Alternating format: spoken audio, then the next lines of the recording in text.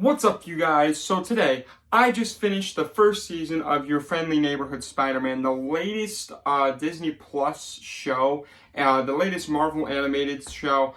We got the Spider-Man artwork that I have hanging in my room, and the Amazing Spider-Man hoodie that I feel like I wear a lot in these videos, which I shouldn't probably wear it because I do the laundry, guys. I do wash my clothes. I don't just wear this repeatedly. Without further ado, let's get into it.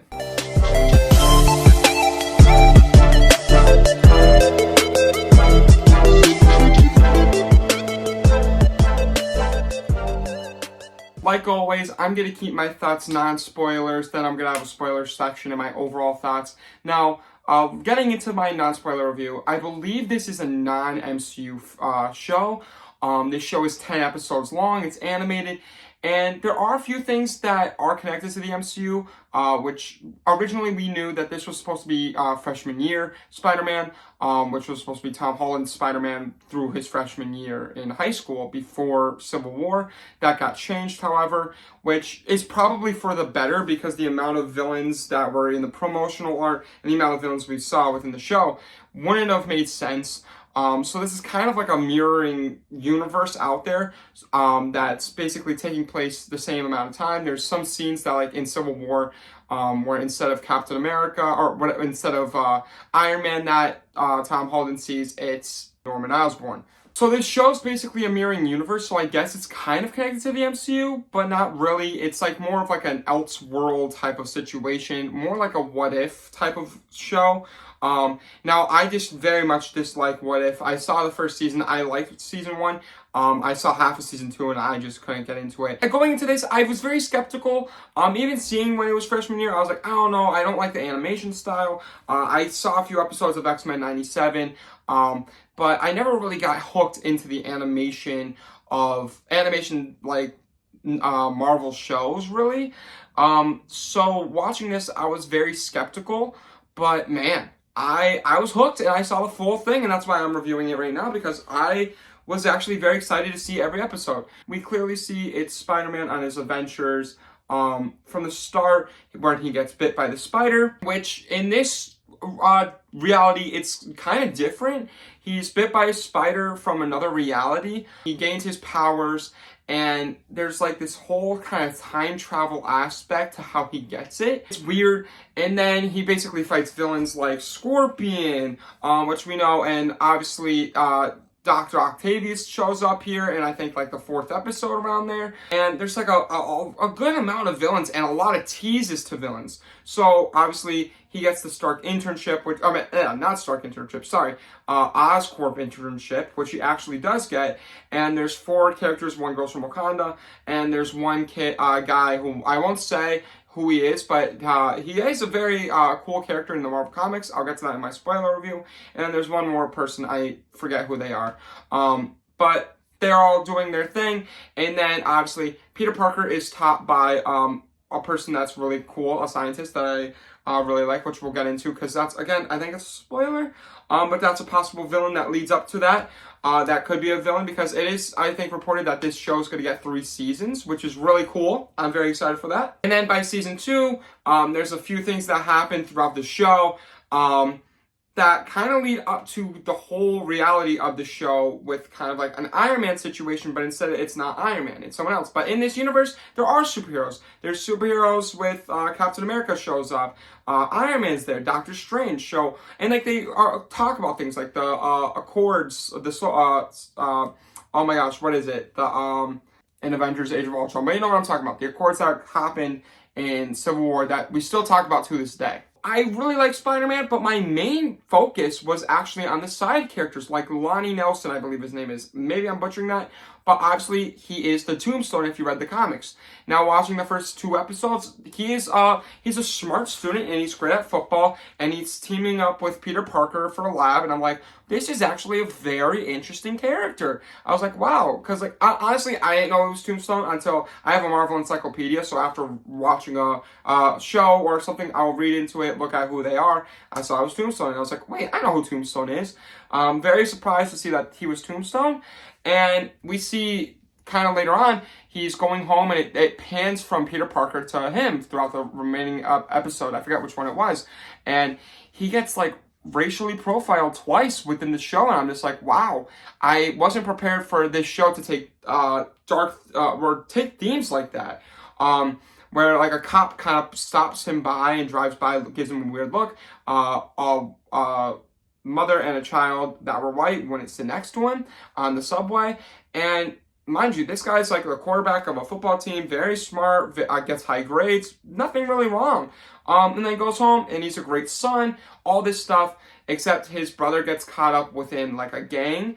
And he has to go stop that. Like because he's kind of like the glue that holds the family together. So he's trying to get that caught up. Again, was not prepared for all this to be said in this show, because watching the show, like watching the trailers for the show, you wouldn't think that they would have these themes within it, but it's very clear. And I think this is a time to get into my spoiler reviews, because I don't really know what else to say now. Getting into spoilers, Lonnie Nelson I want to talk about right off the bat, because that was my favorite part of the show.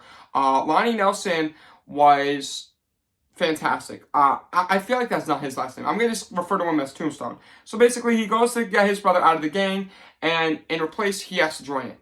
And slowly, he basically says, like, I don't want to be a part of this, but he's forced to go and miss his football games. He gets kicked off football, and he gets kicked out of high school, and now he has to go get his GED and be a part of this gang. All time, it's very kind of sad, because this guy was, like, very, like, a great student, great football player, had a lot going for him, and he's just fallen down this dark path, and it was really sad to see. His brother and like his girlfriend are trying to get him out of it, and he just kind of feels forced to do it. And then eventually there's a whole fight with Scorpion and that whole gang, because that's another gang, and they're fighting, and he slowly he saves the leader, and then that's when he gets called Tombstone.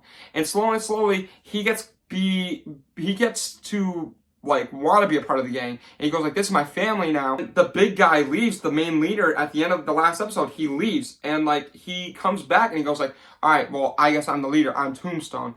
And he gets like these powers from Dr. Octavius's lab experiments gone wrong, and he just gets this incredible strength. Now Tombstone is gray, I believe, from what I've seen. I haven't read a lot into Tombstone, but by the end of the 10th episode, his hands start going gray, like really like pale gray when he's driving the steering wheel. So I'm assuming that he's going to slowly turn into that. Because also he takes off his Letterman jacket, throws it in the garbage, basically symbolizing, hey, I'm now Tombstone, I'm now in this gang forever. Going into Norman Osborn's character, Norman Osborn obviously finds out that Peter Parker's Spider-Man within the second episode, and he slowly helps him, basically being the new Iron Man for Peter Parker. Norman Osborn, obviously Green Goblin, he tells him with great responsibility, you go like, but great power, and then everyone's like, all right, it's gonna be great responsibility. He says, comes great respect. Dude, I was like, I'm sure there's not a lot of people that are going to watch this show, but man, I actually jumped out of my seat. I was like, oh my god, like I was very excited to hear that. Obviously, it was so Aunt May said it weirdly in the show, in Tom Holland's movies. He get told that basically and everything. That's a giveaway. Like that was like in like the one thing, I forget like what they said, but like in Across the Spider-Verse, like they said, like that's like one of those events that need to happen. He says it differently, and he says, all right, and it gets to his head, and there's one point in the show where he's going to kill Scorpion, and Tombstone stops him. So that's where like Tombstone is kind of still human, has compassion and humanity in him. He's not fully Tombstone yet, but yeah, so then we see Norman Osborn, like later on, slowly becoming evil, more evil, and he's working with General Ross, which was a cool cameo, and is basically going to be, we're giving him, like, he goes, oh, if you need anything, I have Spider-Man on my side. And then we find out that didn't go anywhere within this season, so hopefully season 2 will have that. Norman Osborn is basically getting blood samples to create multiple Spider-Men, which was very interesting to see. And then we also got to see, like, Norman Osborn betray Peter, and, like, Peter's like, oh, I don't like that, because by the 10th episode, he uses all the interns' equipment to basically create this space portal which travels in space, and none of them knew it, not even, the person that Peter works with was Dr. Connors, basically teasing the Lizard. However, this time it is a woman, and that's pretty cool. I like that. Sick. Basically creating this new space portal, and Peter was very like, hey, you didn't say this, and they're all like that. And then there's, I forget his name, one of the people that works in the lab is the Hulk, one of the versions of the Hulk, but I forget his name. Really cool. He was supposed to be in actually Captain America Brave New World, but he wasn't. He was really cool, really fascinating, kind of like a school bully in a way. Basically, the space portal happens, and Doctor Strange comes in saying, hey, you can't do this, and that's when Venom comes into the universe, which is like not Venom. It's like a weird mix of Venom. It's not like, it doesn't look like that Venom. Like it's like a weird alien looking like Venom. And they go back in time, because then there's a spider that comes out of that reality and goes back in time to the first episode when we see the giant portal and Doctor Strange comes out. And I thought at that point, that was our Doctor Strange from the MCU. Because that's how I was figuring out, oh, maybe this connects to the MCU. This is our Doctor Strange. But no, it wasn't. That was just in the past, like a year before, and that's how the bug bite happens, or the spider bite. Then basically they both team up, Spider-Man and Doctor Strange, to get Venom out, and then there's a little piece of Venom goo that's in there that I'm sure is going to be our Venom that's left within our reality that Norman Osborn sees. And then there's also the whole side plot with Dr. Octopus, Dr. Otto Octavius basically giving out random pieces of metal. He gives with like these powers. He gives this one girl like this rhino, or not rhino, it's a unicorn, which is kind of rhino, I think. They said rhino as a joke, but then they said, no, I'm a unicorn, which was kind of cool. Then there was like this chameleon person with them, which was the chameleon. And by the end of it, Peter doesn't want to work for Norman anymore. So him and his friends, which I really like the friend, I forget her name. She's really cool. Basically the new, I wouldn't say she's the love interest.